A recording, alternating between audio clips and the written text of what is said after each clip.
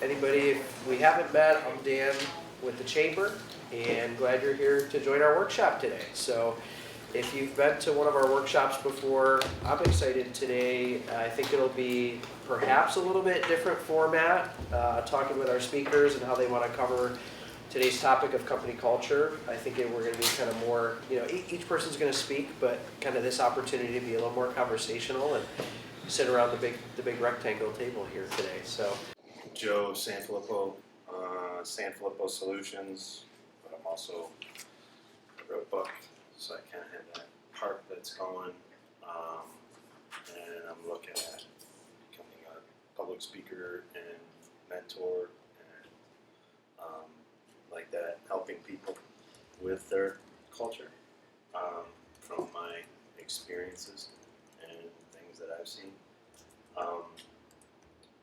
Culture piece that that rings to me, and I can talk a little bit about it later, but is when I hire people to come to work for me, it's a 40-hour-a-week job. I came from a world where it was 80, 90 hours, and everybody's, I say everybody, but there's a lot of people trying to soak up all the overtime. And in the big picture of things, at Sanfilippo, I say, it's a hard 40. There's days you're going to work a little over, and there's days you're going to go home a little bit before. But the premise is, you go to work to go home and take care of your families. You don't need to be at work all the time. Because if you're doing that, then you're not doing what you're supposed to be able to be doing, and that's taking care of your family, which is why you have a job. So that it's that vicious circle. So that's the one of the big things that I put in place, and that's when I started the business in 2014. I came from working at Zern, and it was 80, 90 hours a week. It was Saturdays and it was Sundays, and it was all that time, and I wasn't there, with my family. So those are big things that we say balance, but it all needs to work together. My name is Jacqueline Phelps. I'm the Assistant Executive Director of Quality and Compliance at the Resource Center.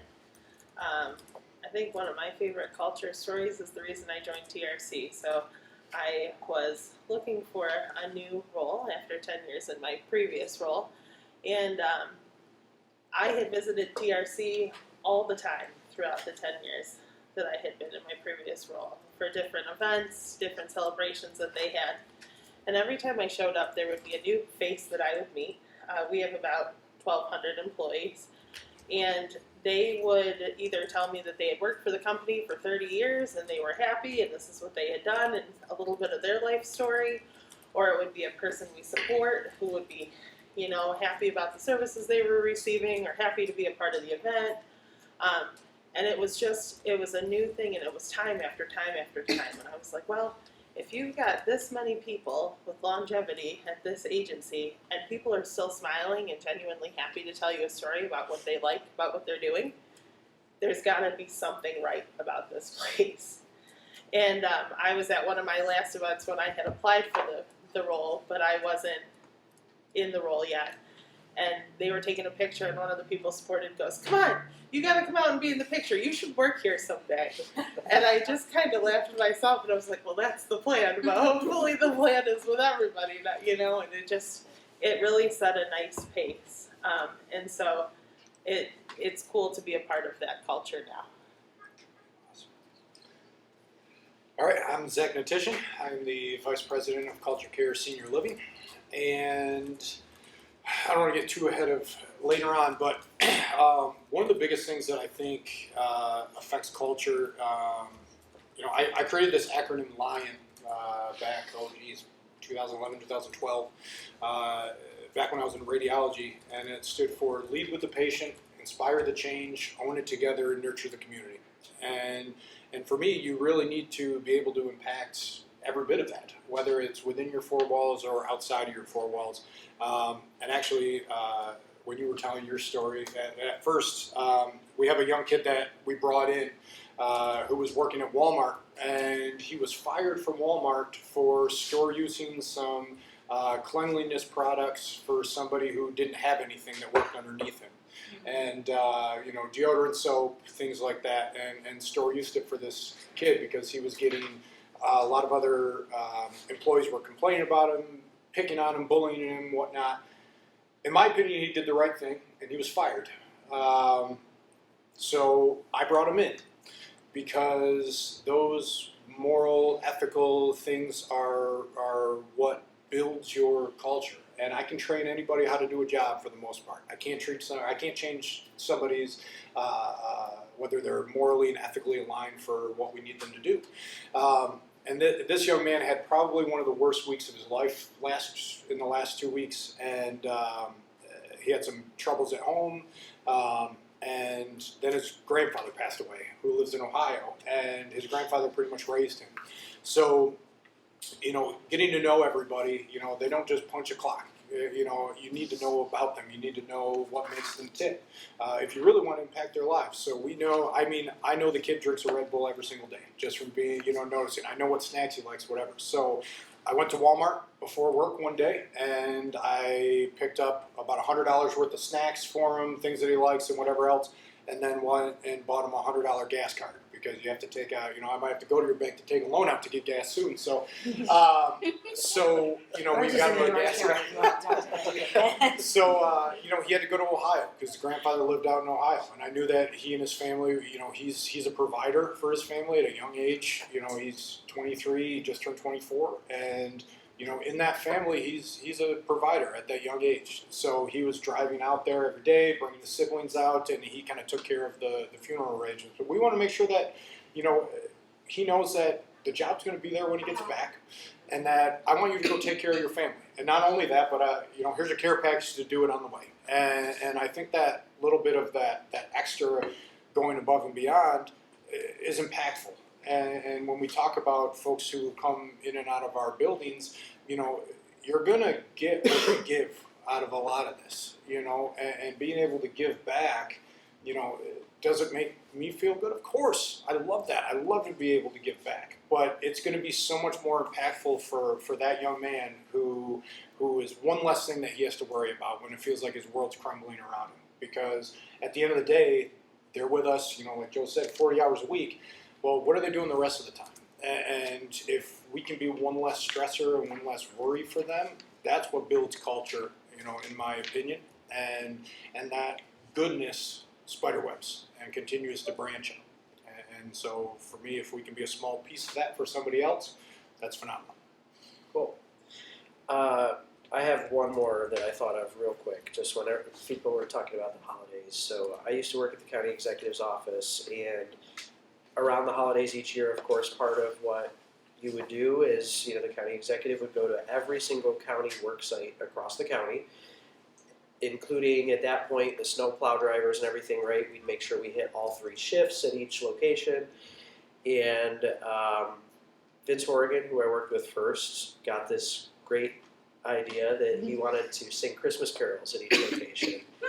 So here we are in the office printing out, lyric sheets of Christmas carols and going around, and just as you can imagine, the range of going up to the landfill with the 3rd shift, and I think Vince and I may have been the only people singing, to like the planning department where we show up and they're like in costume and they've rehearsed and they're ready to go.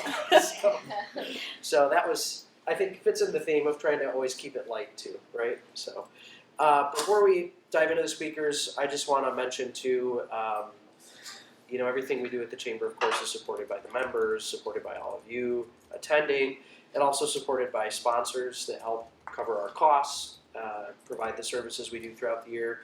The folks who sponsored today's workshop were Lavella Associates, Media One Radio Group, Southern Chautauqua Federal Credit Union, and State University of New York at Fredonia. So I want to say thank you to them.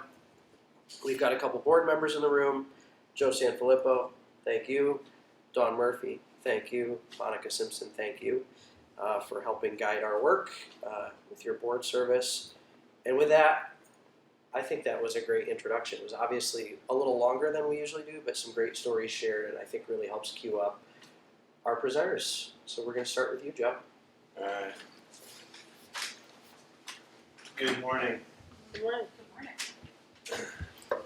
So last year at the Audubon, Dan asked one of the icebreaker questions was what would be your TED Talk?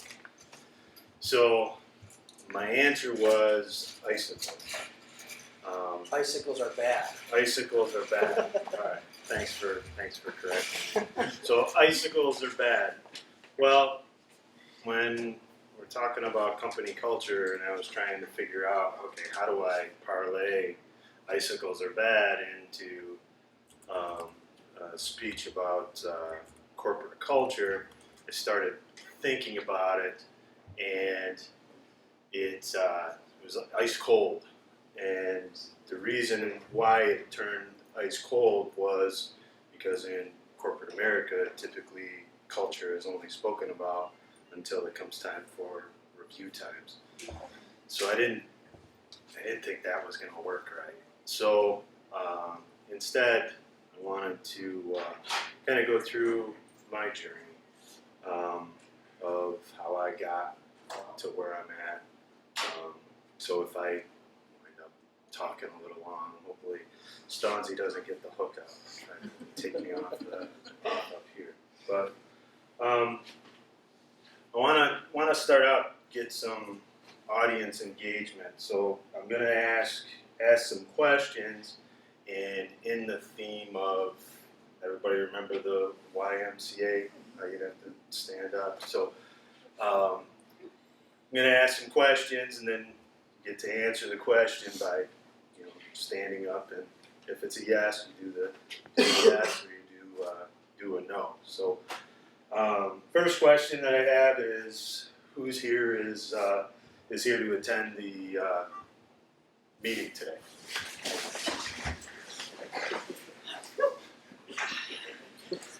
All right. That's a good stretch. I've only got 10 more questions to go.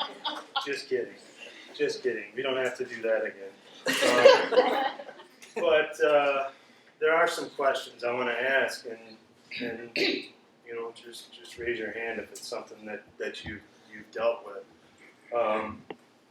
Has anyone been in a job and felt burnt out?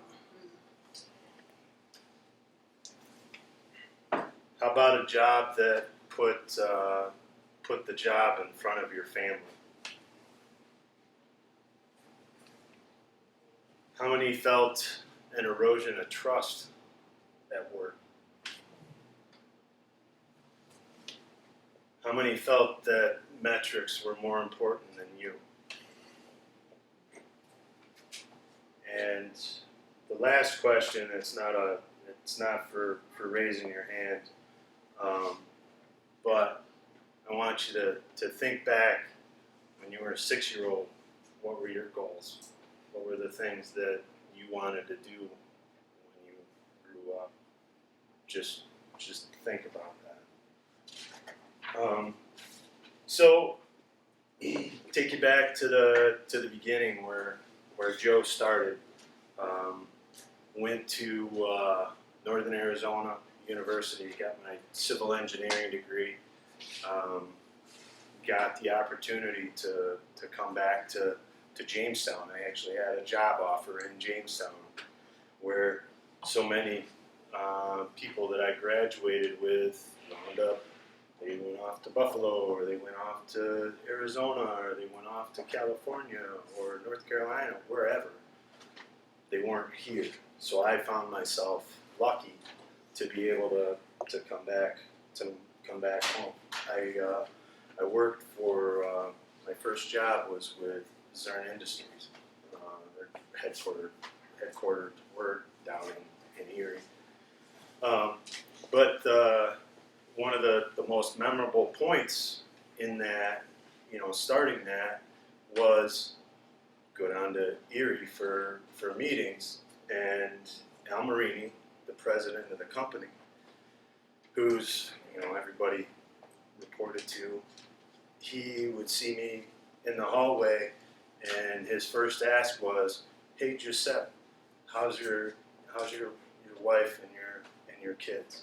So that was the first thing that he asked me.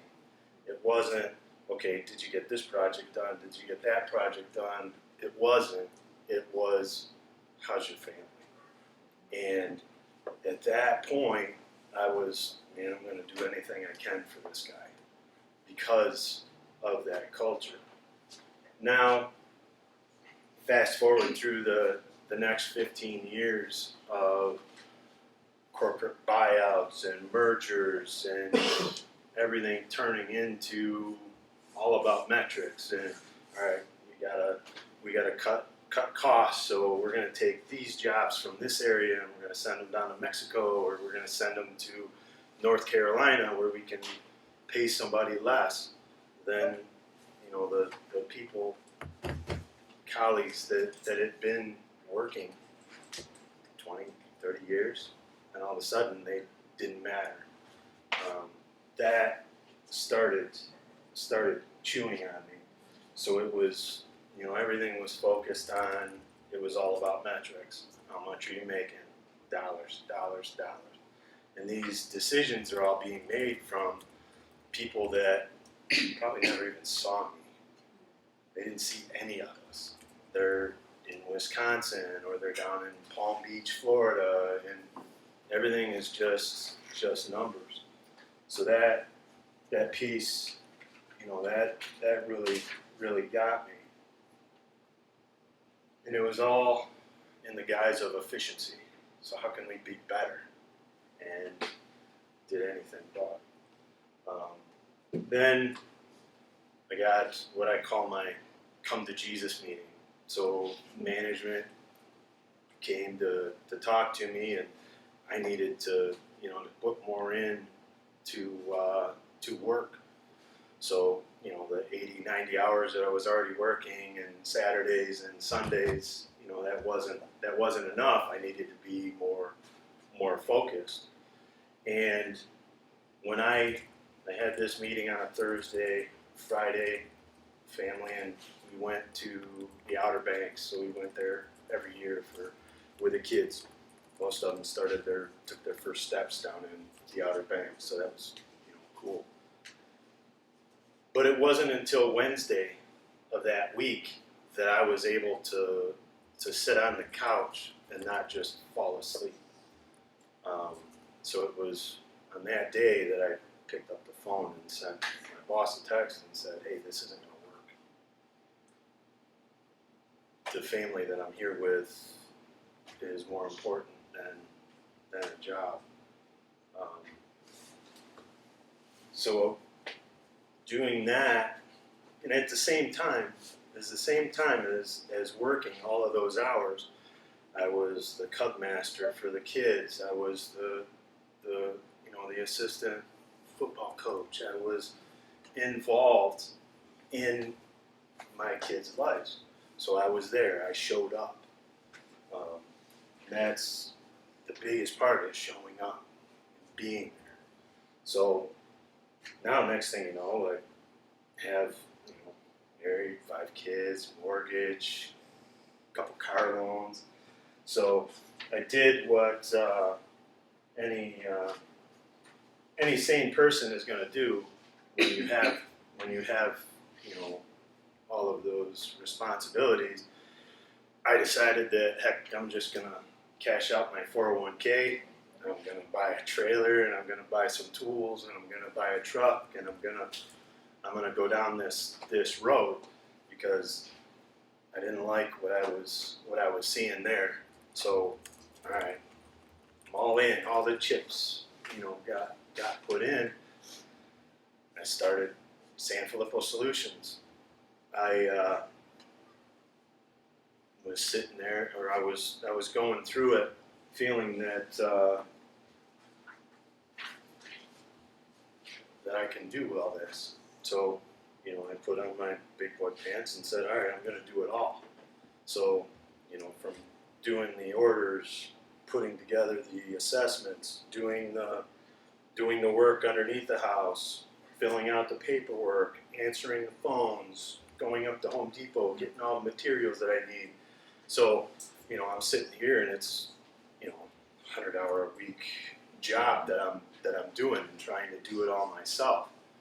So, starting to realize, all right, you're not Superman and nobody is. So you need help. So then it was, you know, bringing others in and understanding what it is that we're doing and how we're doing it, and being able to make an impact on the people that work for me. That there was also this one phone call that I received, you know, after work. We got good crew and making a difference, and then get this phone call from Ann. We'll call her Ann. And so Ann is the third generation living in her family farmhouse.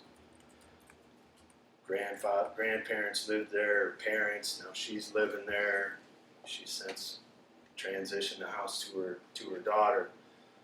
We had gone, insulated the whole house, done the walls, the attic, the basement.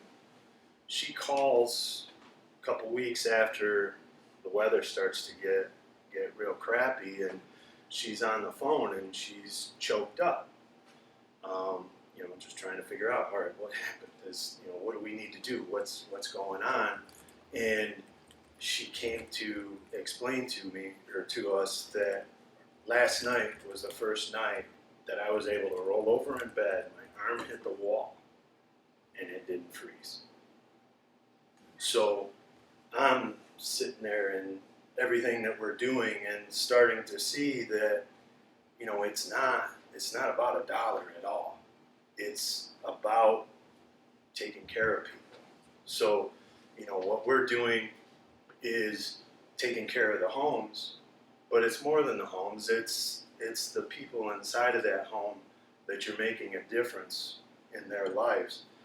And started looking at everything that we're doing at Sanfilippo, and really looking back at my trajectory that got me where I'm at, and I'm like, all right, I'm missing this. So it's not, you know, the 15 people that I have inside of the office and the 2,000 homes that we've gone to help people at their homes. There's something bigger here. There's, you know, it's not just fixing the structure on the outside, it's fixing the heart that's on the inside.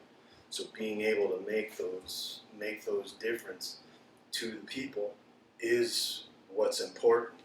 And then because I'm looking at it and it's, all right, there's got to be something more. So, you know, a year ago, in January, I sent Stanzi an email and I said, all right, sign me up to every one of the events that, you know, that we're doing across the county. And then, you know, a year after that,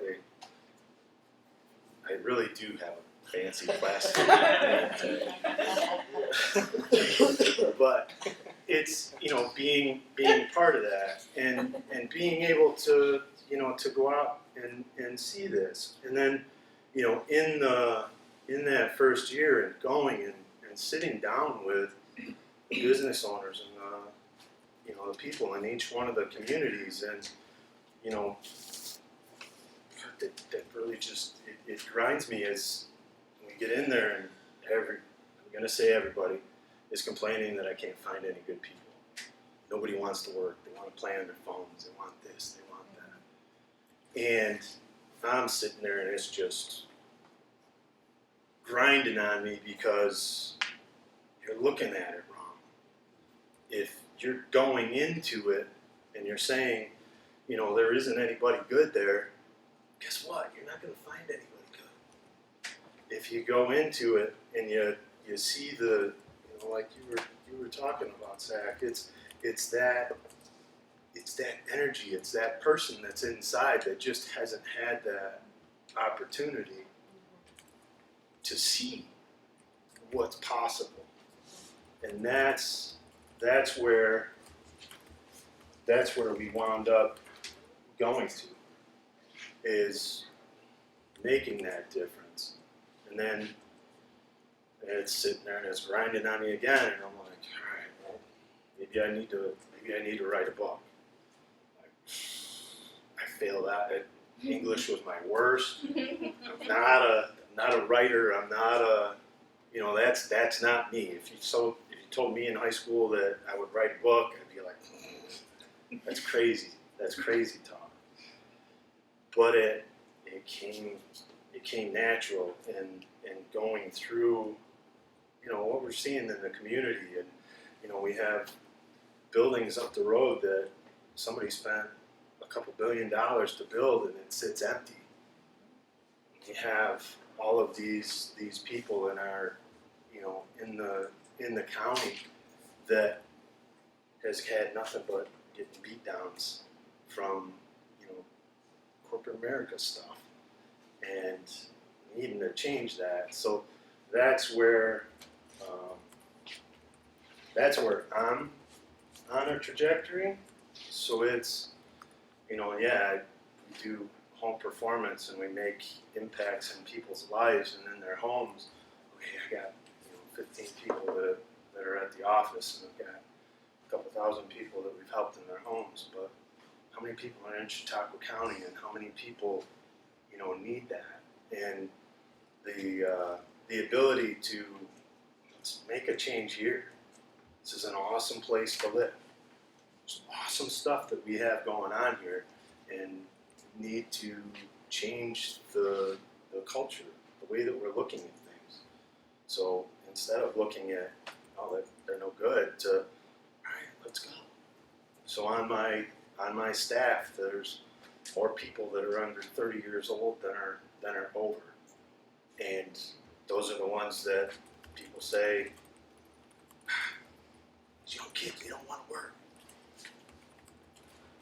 People want to be loved. They want to feel wanted, feel needed, and be needed, and be able to share that out. So when we get reviews from customers, it's not, oh, Jimmy was a star. It was, I called the office. It was an awesome experience. When they came out and did the assessment, that was cool. They come out, they did all the work. The wind knocked down my mailbox, knocked a branch out of the tree. This was just last week. Wind knocked down some branches in the yard. The guys left, and all of a sudden my mailbox is standing right, the way that it's supposed to be. And that wasn't anything that was on a work order. It wasn't on it wasn't in any spec sheet. It wasn't in a metric. It wasn't in any of that. It was in the heart, and being able to help somebody. So that's what I want in our community. That's where we need to get to, is make those changes, and it starts with every single one of us. It's changing our perspective. It's smiling, giving somebody a chance, listening to them, and that's what my corporate culture is. And when on my business cards I have DWTSCPD. What does that mean? It's a cool ringtone from Smokey and the Bandit. Do what they say can't be done. But it's doing that. It's making those changes. So we're looking for people to hire, to bring on.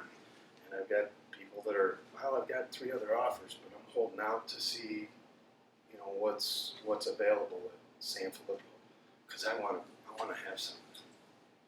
So those are the things that I want to, my pie in the sky goal is, all right, Chautauqua County, everybody wants to come here and, to bring a business or to bring something in, because, all right, I want some of what all those people have.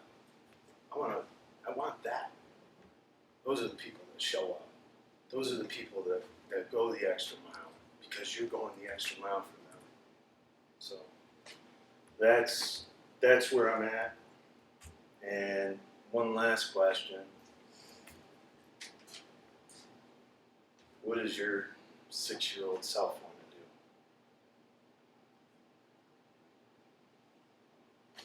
Thanks.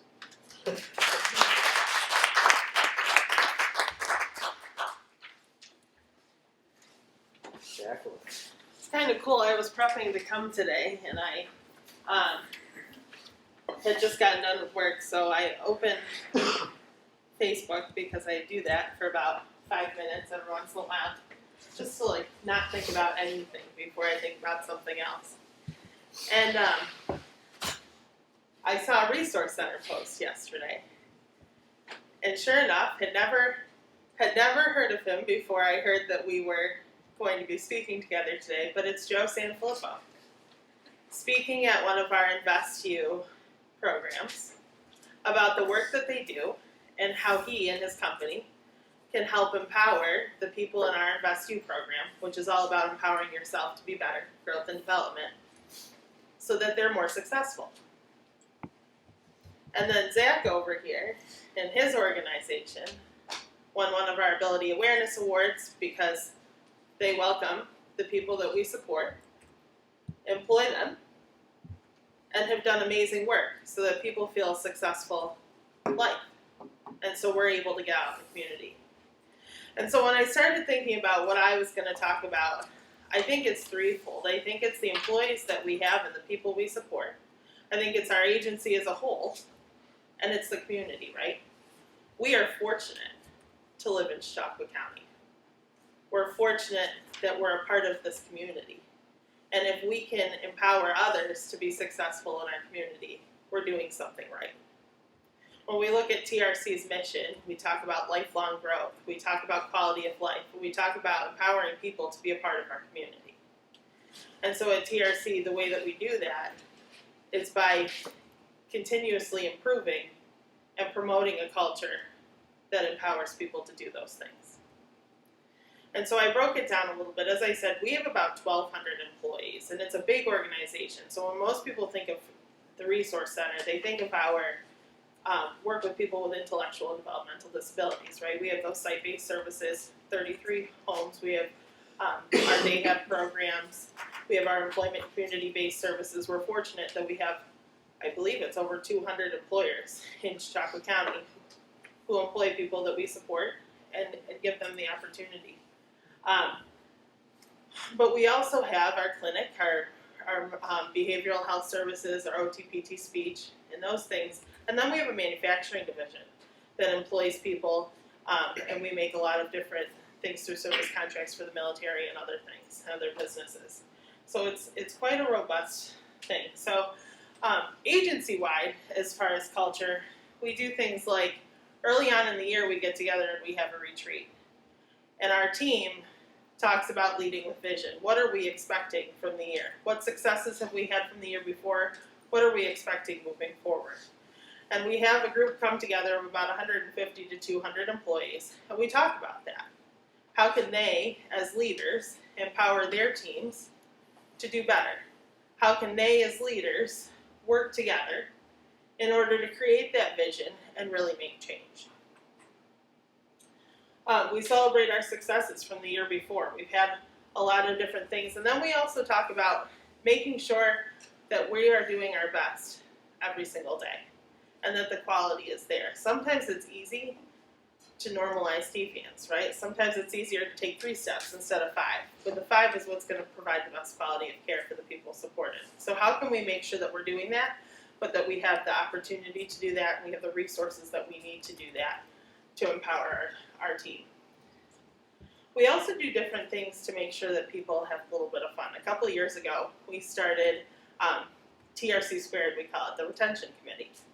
And the Retention Committee is set out, and anybody can join, to do a lot of different things to just make people feel good, right?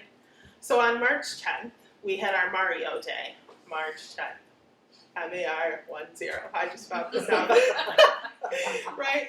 And it's fun. We got prizes, and throughout the entire agency, people raced. I raced. I didn't win, but I raced. But we had people who we support race, we had staff race, we had everybody who wanted to could do it. Some people who didn't want to still did it. And we just had a really good time, a couple hundred people, right? And it was just about getting people together, taking that little break, having fun. Do different things like videos. What matters most to you?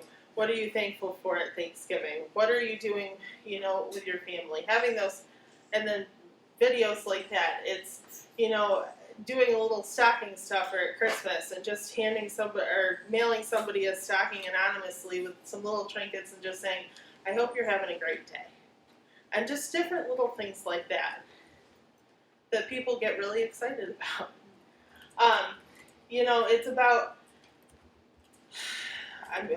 we do town halls so that's monthly. We do a newsletter. We do it, our CEO sends out a news brief, different things to keep people available. And then the last thing I would talk about for company is our employee engagement survey.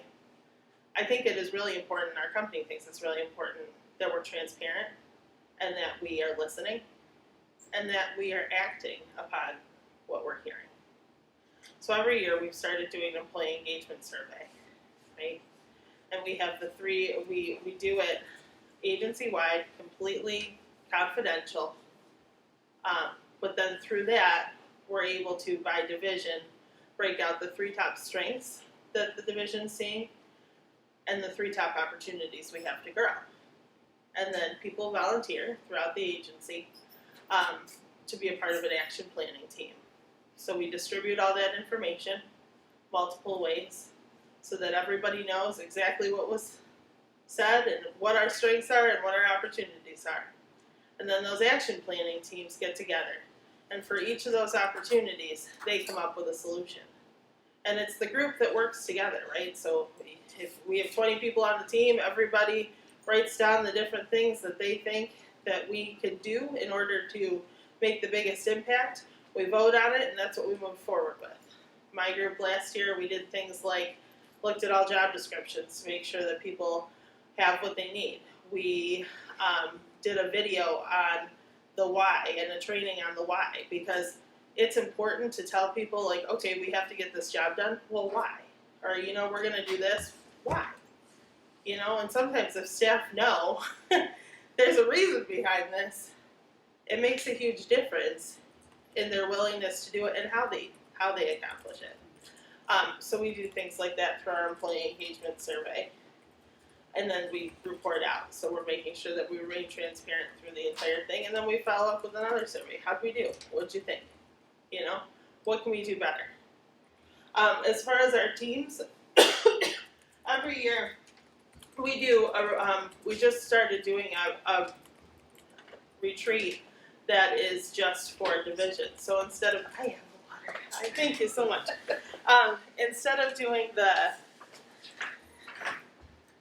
Instead of just doing another big retreat, we've started working with the division. And within each division, all different people are included. So we make sure that we're getting a voice from everybody. In our site-based services, we have our direct support professionals, we have medical aides, we have managers, we have QIDPs who are our service coordinators, we have management. We all come together and we look at that SWOT analysis and say, what do we need to do in order to improve, right? So we're engaging all levels of leadership, whether it's focus on a focus group or it's those retreats that are going to develop our outcomes for the next year. And we're able to do well with that and really make a difference because it's important to make sure we're getting input. And then as far as personal, I think it's, for us, it's revamping training. It's making sure that people know that they're valued. It's making sure that we're promoting from within. It's making sure that we're giving people the opportunity to do things. We do tuition reimbursement. We have a management training program. Different things so that people, no matter what they want to do, can succeed as part of TRC. We know that culture comes from within, and we also know that there's always room to grow. And so it's important to make sure that we're leading with that strong vision, we're ensuring that transparency, and we're always moving forward. And that's much shorter than I thought it would be.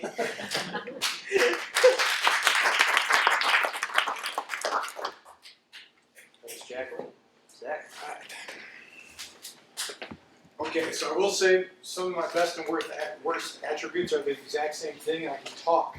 So I'm going to try to keep this somewhat short and sweet. So first, thank you to both of you for presenting.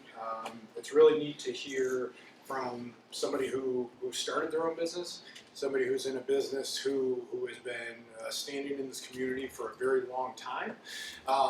But for us, it's funny, I don't know if I was brought up here to actually bring in any enrichment or because out of default we're culture care senior living, so kind of by the word of just being culture care, hey, Zach, you got to speak today. But about 3.5 years ago, going on 4 years ago now, Culture Care Senior Living purchased the Tanglewood group.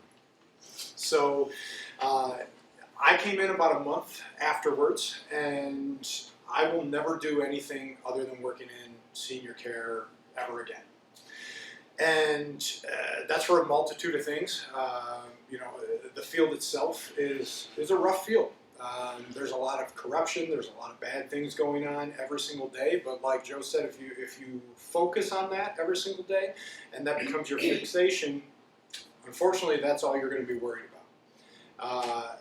I heard a phrase, it's a pretty common phrase, but I heard it a long time ago, that the grass isn't greener on the other side, it's green where you water it. And that's one thing that I definitely want to instill upon a lot of folks is that, especially in fields where the medical field is very prominent for people jumping ship, it's very big on money, and it's very big on what can you do for me as an employee. But that shouldn't be the case. And everybody who got into the medical field in some way, shape, or form had a why. And they had that base, groundwork level of a why that got them into the healthcare field to begin with. So when coming into a business where you're new and the business has been around for a very long time, and now it's time to change that culture. And it's time to dig in a little bit deeper about the folks who are there. And you can't do that in a blanketed, one-size-fits-all mentality. And I truly feel that that is a detriment to most businesses, whether you're a huge conglomerate, Fortune 500 company, or you're a mom and pop just starting up. Bob talked about it, with his team down there at the Good Neighbor Bookstore. And they have a really good cohesive group that he doesn't have to see them every day, and they still have that great communication. And whether, we have 9 facilities between New York and Pennsylvania and are still growing. And how do I impact all of those lives? And, one of the biggest things, it comes from actually one thing that my daughter, I have 2 kids, and my daughter likes watching videos on cutting geodes. So if you know what a geode is, it's a rock about the size of your fist. It's ugly, it's dirty, it's filthy. But when you cut them on the inside, they're gorgeous. They're full of crystals, and some might be like a flat sheet rock, and they all look different. And you have no idea what they look like until you dig in. And that's people, man.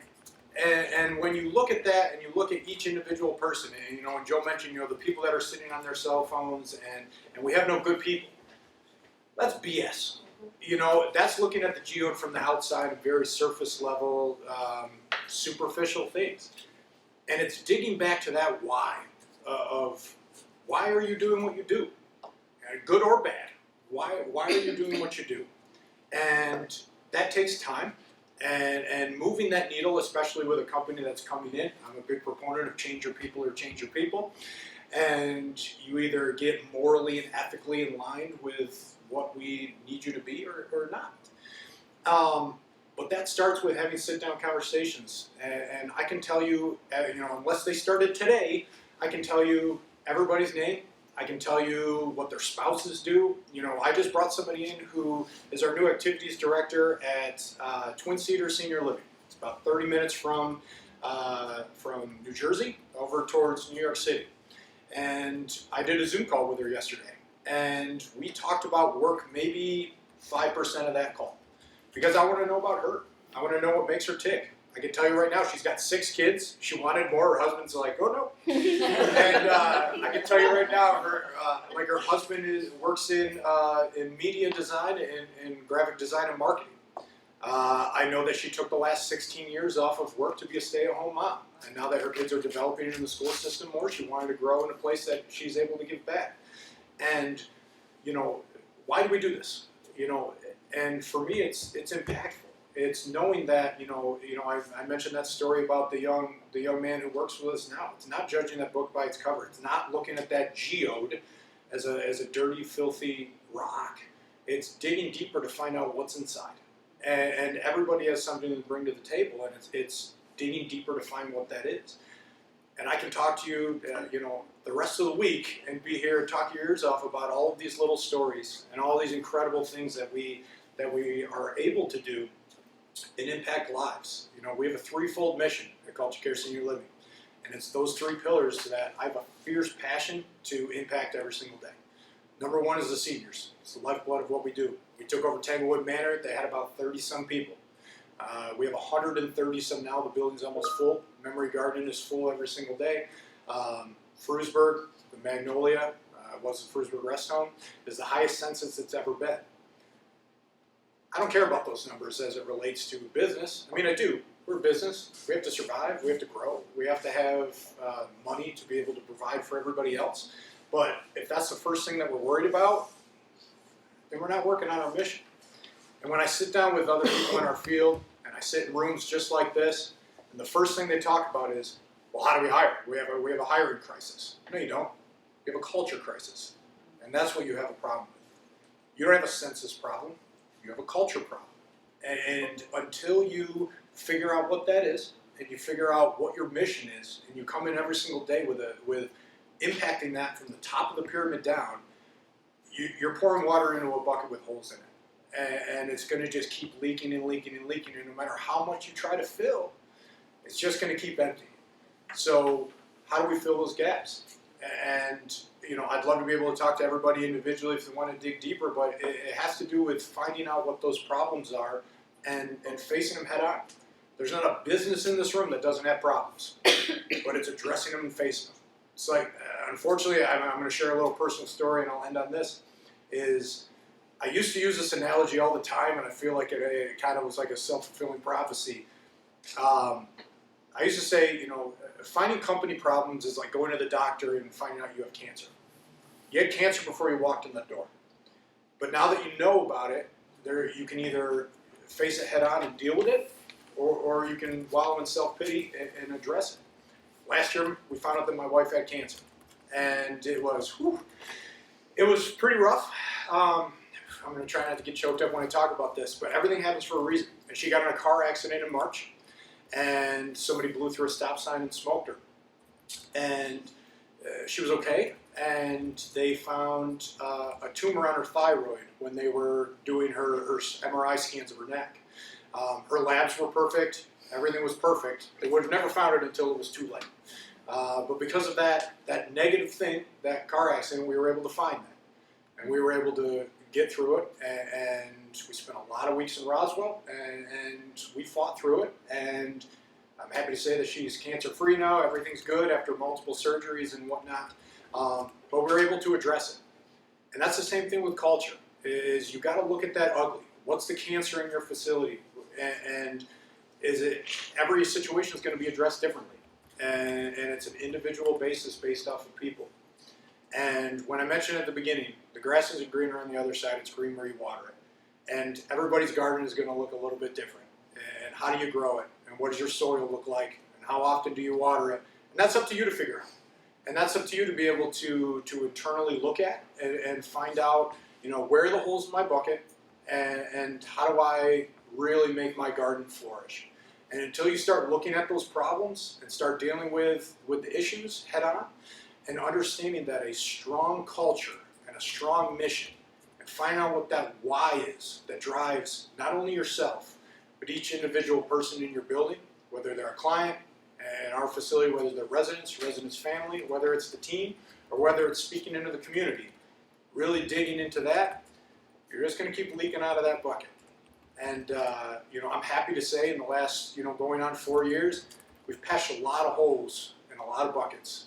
But there's still work to be done, and there's still work to be done in all three key pillars of that mission. And that's why I'm here, every single day with that fierce passion to keep driving. So thank you everybody so much for being able to listen to me and listen about culture for a little bit today. Thank you very much.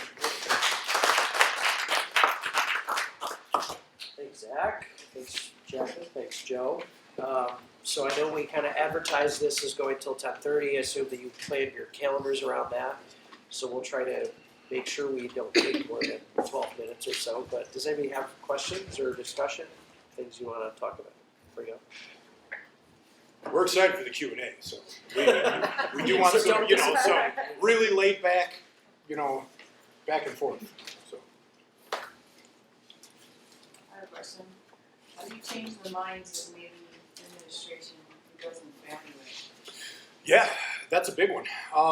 And it really is finding out, I know I'm beating a dead horse here, but finding out what their why is. I think COVID, no matter what your opinion of COVID was, it was detrimental to the healthcare field. And I think a lot of folks, at least in my current facilities, a lot of people were dealing with burnout. And a lot of people were dealing with a corporate culture that wasn't great. And it had to do with those metrics. And it had to do with, output.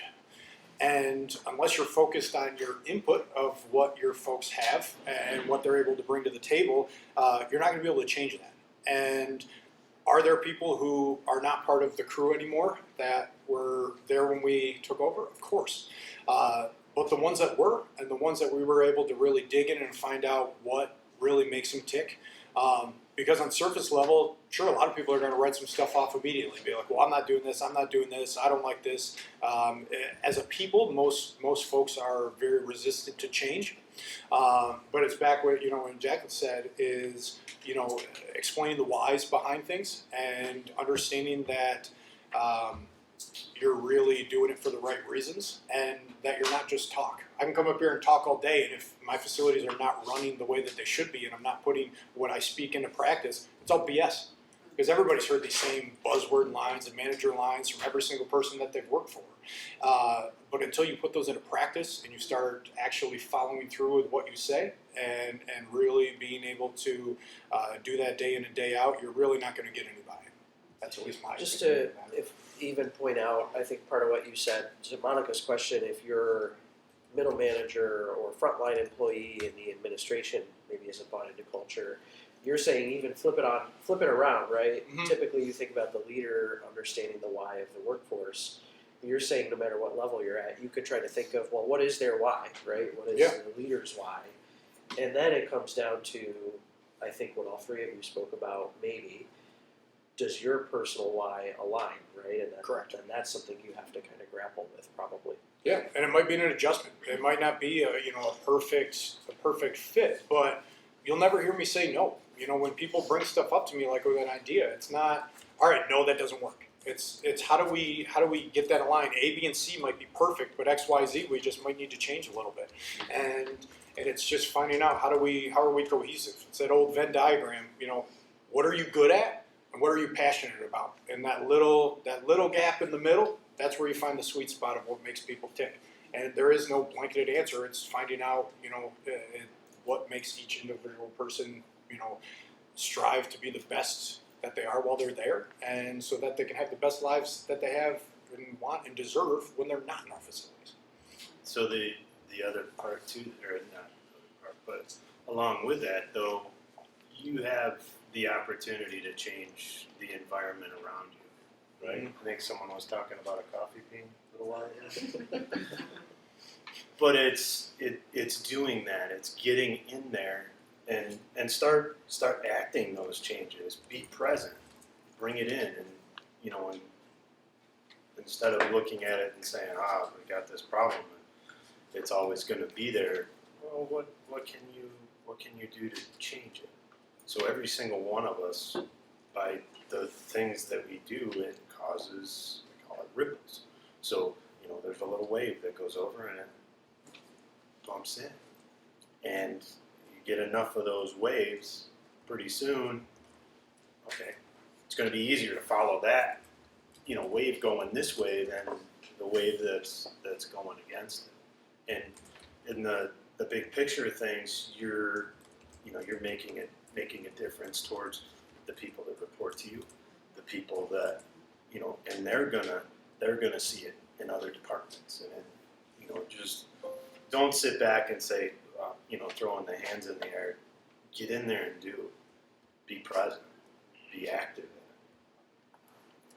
I like the quote, speak to a person in a language they understand.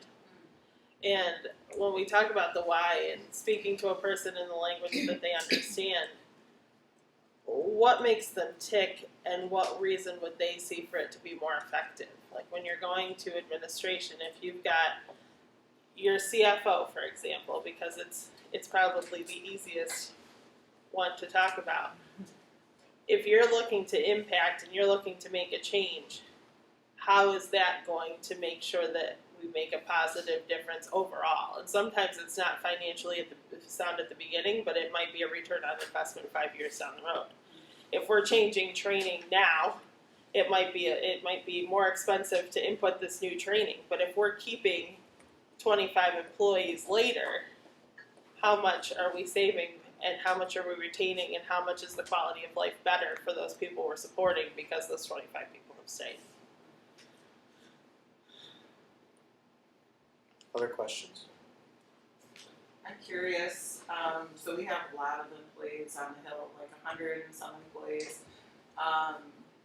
Do you guys do any staff engagement activities, and which ones do the staff like? Like where you bring them together and do different things, or to make a more cohesive team? It's probably similar at the Resource Center where you have all these different departments that are doing completely different things. What's something that you do in your organization to bring them together to build culture and teamwork? We've done a lot of different teamwork activities. I mean, we've had different speakers come in and talk. We've done different day retreats, and we do them sometimes as an agency. We do them sometimes by division, just depending on what goals we're getting out of it. Sometimes we focus on management in this division or whatever impact we're trying to make. Different speakers have been effective. Different activities who have come in. We've, like I said, the Mario Day. I know it's really silly, but you would be surprised how excited some people were to do it, who you wouldn't expect to be excited to do it. And I think those are the kinds of things that we've done. We're always investing in training and doing other trainings and opportunities as well, which I think makes an impact. We also have departmental one-on-one meetings with our staff in addition to our one-on-one personal meetings with our staff, and then the bigger retreats and things like that. So it's finding neat things that people will learn from during those kinds of meetings and things to engage them as well. And then asking for input. My department is pretty diverse in the activities that we do throughout the day. So our big staff meeting for my actual department is just quarterly. So we just started doing a bi-weekly newsletter just for our department in addition, so that everybody knows that they're going to hear stuff exactly when it's happening. Because there's always change, there's always things going on, but then you don't want to get together too many people. You want to make the most of people's time as well. So for us, we feel people like to get paid and they like to eat, So anytime that there's an opportunity to train, we also want to sandwich that, no pun intended, with feeding them, Sure. giving them a prize, paying them to be there, or all of the above. Our staff development day is all of that sandwiched into one, where there's a little bit of training, but there's team building where everyone gets split up and it's a goofy, what did we do, spaghetti? Yeah. Build a spaghetti tower. Painter's tape. Yeah. And There's door prizes. You don't have to do anything to win a door prize. Just be there. Anything Yeah. from an iPad, which I won, and as an administrator, I gave back to, to the DSPs because I don't need that. That's not what I came there for. And we feed them and we pay them, and it's on a Friday. So I think as much as you can do internally for staff that just keeps things light and to recognize that what they're doing is difficult and maybe even harder than your job, and they're getting paid a lot less for it, and recognizing that goes a really long way. Our department, or our office in Fredonia, we have agency-wide the most impressive longevity as far as staff goes. So much so to the point that now we've been asked to hold a training in Fredonia for the entire agency. And I'm especially proud of that. And I think it's because I've kept it so simple, Just a comment on that about food, right? Yeah. Food brings people together. Feed them. Why is everybody laughing at me bringing Because up it's not food? new. Yeah, he's already thinking about We'll it. hold the after discussion down at the Angry Squirrel. But it's like the pizza party joke, right? And I think back to when you're in college and it's like, you want to get people to your club meeting, you bring pizza, or the teacher that brings the pizza. And obviously you've got to be careful that you don't venture into the territory of like, well, sorry, nobody's getting a raise this year, but we're going to do a cool pizza party, right? You don't want to be in that territory.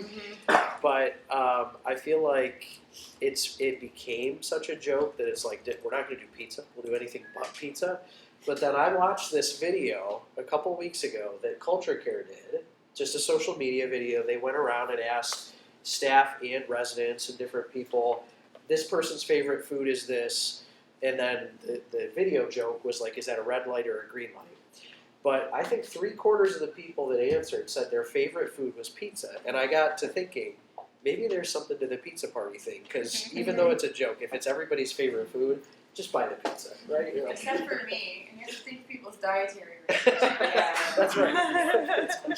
I drove all the way to Comes to Jamestown Cellar in a Six. snowstorm, and I was like, "We have pizza." I drove here and I almost died for pizza. Luckily, I had a van and we didn't have 4-wheel drive, and it took me back by your area.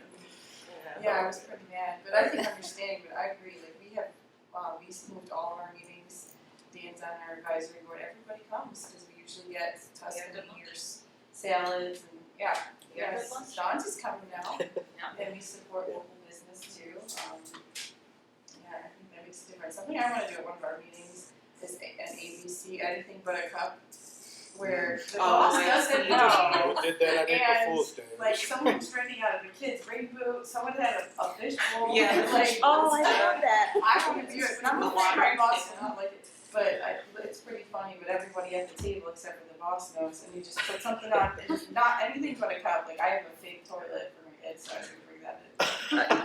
It'll be a fun thing for a group, but also you have to make sure that they're okay with doing stuff like that.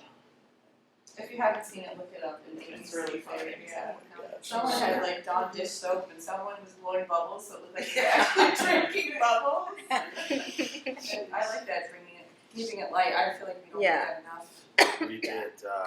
We did a kickball game, so it was at our picnic in the summertime. But it was the kickball game it was cool because it just split everybody up. So then they're on a different team than they're usually on, and then it was just fun. So ours wound up being the old guys versus the young guys. The old guys won. But it's still through the that part in there. So it was kind of those soft jabs back and forth, and it just makes it light. It makes it so that it's you don't have to be serious all the time. Have fun.